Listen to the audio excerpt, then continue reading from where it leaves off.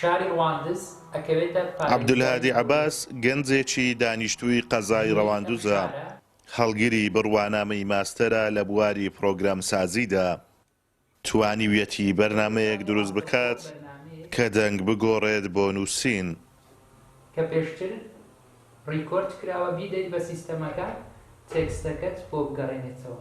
واتە ئەگەر هاتوو بەرنامەیەکە 1 سەعات بێت ئەتوانی بە چەند چرکێک ئەو 1 سەعاتە بگۆڕیت بۆ تێکست. هەبێتە یەک لە سەرچاوەکانی نووسین بۆ زمانی کوردی کە پێشتر نەبووە. پێشتر کە سەرچاوی نووسین هەبووە بەکی عەبدولهادی دەڵێت ئامانجی من لە دروستکردنی ئەو بەرنامەیە خزمەتکردنە بە زمانی کوردی و کار ئاسانیەکی باشە.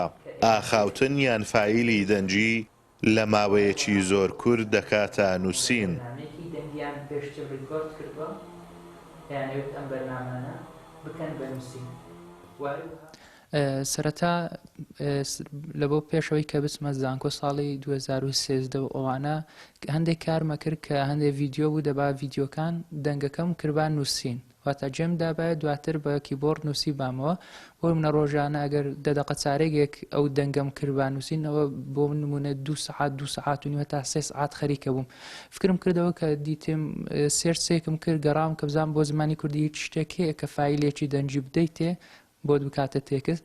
زۆر گەرام دیتم لە بۆ زمانی عەرەبی و زمانی تورکی و فارسی و ئەوانە بەردەستە لە گۆگڵ و لە ئەپلیکیشنی دیکەش هەبوو بەجیا لە ئینتەرنێت داتە بەزان بەڵام بۆ زمانی کوردی نەبوو بەداخەوە.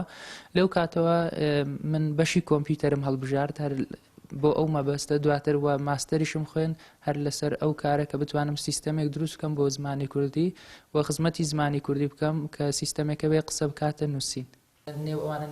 زمانی کوردی تێدانەبوو بە دیالێکتی بە دروستکردنی ئەم سیستەمە زمانی کوردی دەبێتە 150مین زمان لە جیهان کە دەنگ بۆ نووسین دەگۆڕێ. نزیک 149 زمان هەیە کە ئەم سیستەمی بۆ دروست کراوە و چی گۆگڵ دروستی کردووە چ مایکرۆسۆفت ئەمازۆن یان شەریکێک و شەریکەیەکی گەورەمان هەیە IBM کە یەکەمین شەریکەیەک بۆ لە جیهان لە ساڵی 1960 و لە ساڵی 1970 ینی سەدەی 20 تا ساڵی هەفتاکانە دەستی کردو بم ئەمە پێش گۆگڵیش بەڵام بۆ زۆربەی زمانەکان بەردەستیان خستووە تەنها کوردی نەبێ. کوردیە بێتە 150مین زمان کە ئەم سیستەمە هەیە بەڵام ئەمە لە دەرەوەی گۆگڵ و مایکرۆسۆفت و ئەم شەریکانە.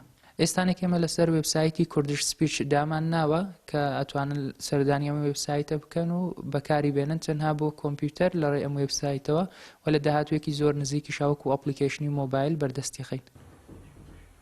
لە هەرێمی کوردستان گەنجی خاوەن بەهرە و داهێنەر زۆرن بەڵام حکوومەت ئاوڕی لێ نەداونەتەوە و پاڵپشتی نەکردوون. هەر ئەمەشە وای کردووە توانای گەنجان بە شاراوەیی بهێڵڕێتەوە و گرنگیان پێ نەدرێ. ئازاد ئۆمەراوی کەناڵی ئاسمانی پەیام قەزای ڕەواندوز.